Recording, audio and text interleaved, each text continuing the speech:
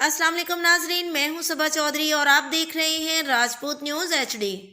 खबर शामिल करते हैं। Press release. Pakistan Falah party Lahore से हल्का 136 ने सदर मोहतरम जनाब शहराज अहमद खान साहब, जो कि Iltaf state and builders Lahore के चीफ एग्जीक्यूटिव भी हैं, उन्होंने कहा कि मौजूदा हुकूमत ने बैरूनी कर्जे लेने में साबका तमाम रिकॉर्ड्स तोड़ दिए हैं। उन्होंने कहा कि मैं हुकूमत को मशवरा दूंगा कि अगर वो सेहत कार्ड में बिजली का बिल भी डाल दे तो लोगों की काफ़ी बीमारियां ख़त्म हो जाएंगी।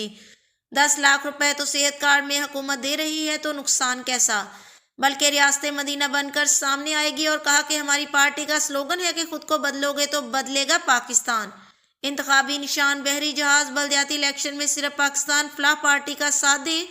उन्होंने ये भी पैगाम दिया कि पाकिस्तान फलाह पार्टी एक जमहूरी हुस्न रखती है और यही वजह है कि हमारी पार्टी मरोसियात नहीं रखती, जिसकी मिसाल हमारे साबका मरकजी चेयरमैन काजी अतीकुर रहमान थे और मौजूदा मरकजी चेयरमैन मोहतरम जनाब चौधरी अमानत अली ज़ेब साहब हैं।